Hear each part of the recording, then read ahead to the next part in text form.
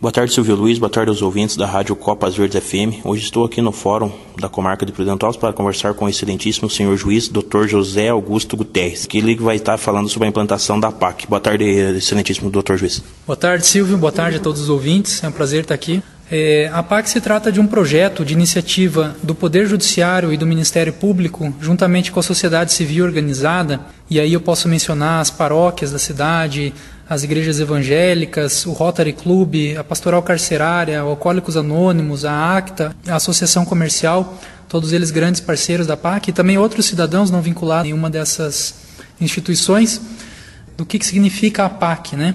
A PAC ela tem dois significados. Um deles pode ser tido como Associação de Proteção e Assistência a Condenados, que visa ajudar materialmente os condenados e cobrar deles a responsabilidade, trabalho, estudo e uma série de fatores para que cumpram com responsabilidade suas penas.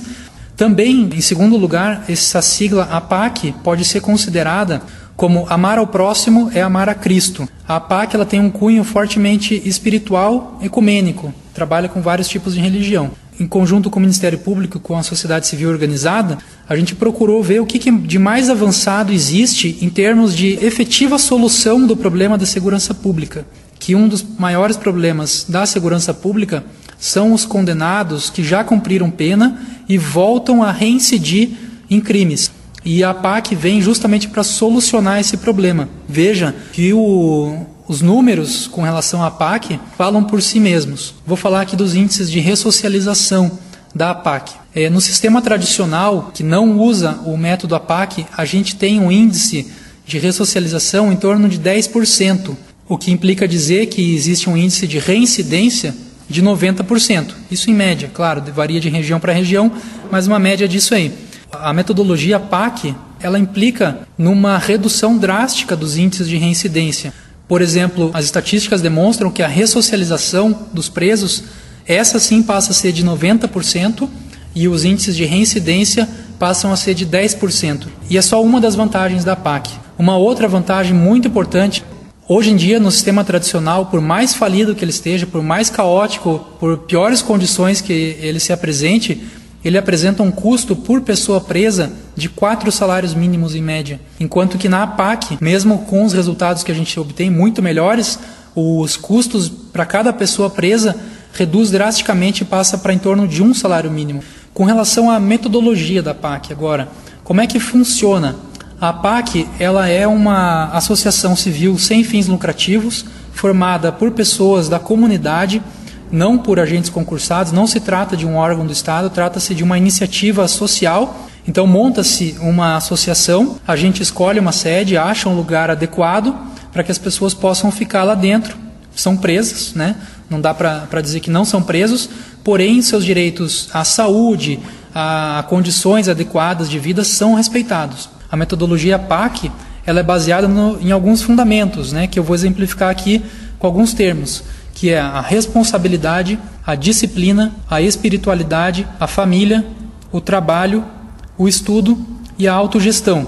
Responsabilidade por quê? Porque ele está cumprindo pena, a gente sabe que é uma pessoa que cometeu um fato grave muitas vezes e que tem que ser cobrada, tem que responder pelo que fez, tem que ser punida e para ser reeducada, as duas funções da pena. E para cobrar essa responsabilidade, a gente utiliza uma disciplina bastante rígida, né? Via de regra, nas APACs, em qualquer lugar, qualquer APAC que a gente for visitar no Brasil inteiro, elas seguem estritamente a mesma metodologia.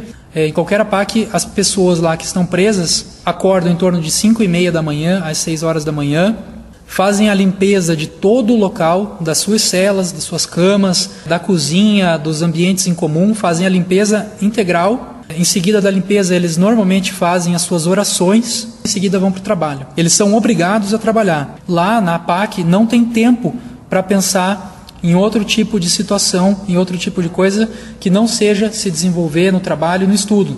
Então, o dia inteiro deles é preenchido. Eles têm o mesmo regime de horário de trabalho da CLT, 8 horas por dia, com intervalo ali para almoço, um certo descanso. Depois, eles têm também o horário de estudo. Eles têm que fazer os seus cursos de aperfeiçoamento, têm que fazer leituras que são tanto obrigatórias quanto facultativas. E isso é dever do cidadão preso cumprir. Ele é obrigado a trabalhar e se ele não trabalhar, não estudar, não cumprir as atividades que são determinadas, ele é expulso de lá, volta para o sistema tradicional. Um outro pilar fundamental da metodologia da PAC é o apoio da família. Por isso que os funcionários da PAC, na área de assistência social, de psicologia, etc., vão em busca da família do preso para que ela dê o apoio necessário, que quando ela voltar, que quando ela sair da sua prisão, ela vai ter o apoio da família e vai ter um motivo, inclusive, para querer melhorar e se desenvolver. E a autogestão. Os próprios presos, em conjunto com a direção da PAC, eles formam conselhos deliberativos com relação tanto a faltas leves e médias, né, e as graves depende do juiz e da direção da PAC, mas para eles mesmos se fiscalizarem. A princípio vem à mente a ideia de que isso não seria possível, mas com a rigidez que eles são cobrados, eles acabam adotando esse método e eles efetivamente se organizam lá dentro, e isso a gente viu em várias visitas, em várias APACs, que isso funciona. Tanto é que não há necessidade de uso de policiais, de agentes armados, porque quem está lá dentro é porque realmente quer cumprir a sua pena com dignidade, sair melhor de lá. Doutor, o preso, por exemplo, que está no regime semiaberto, ele trabalharia durante o dia e voltaria para a cadeia durante a noite. E o preso que está em regime fechado, como funcionaria a PAC para ele? O preso que está em regime fechado, como a maioria das pessoas sabe, existem 3 regimes de cumprimento de pena, né? O fechado, o semiaberto e o aberto. O preso que está dentro da PAC em regime fechado não pode sair, em hipótese alguma, de lá. Se ele sair de lá é considerada fuga, ele vai ter todas as sanções legais, né, previstas. Como é que funciona para esse preso trabalhar? A PAC faz parcerias com empresas locais para que montem dentro da PAC unidades de produção. Fizemos uma visita, por exemplo, à PAC da cidade de Barracão, e lá eles têm, por exemplo, além de uma cozinha industrial, eles têm uma unidade fabril de confecção de uniformes, existe uma unidade também de produção de parafuso, uma unidade de produção de pantufas. Todos os presos obrigatoriamente trabalham. O preso que está no regime semiaberto é aquele recuperando que já passou pelo regime fechado e conseguiu obter o direito de ir para o semiaberto. Daí ele não trabalha dentro da PAC, mas ele dorme todo dia na PAC, cumpre toda aquela disciplina rígida que continua existindo dentro da PAC, mas ele ganha o direito de trabalhar fora. Ele só pode ir do trabalho para a PAC e da PAC para o trabalho, não tem nenhuma outra possibilidade.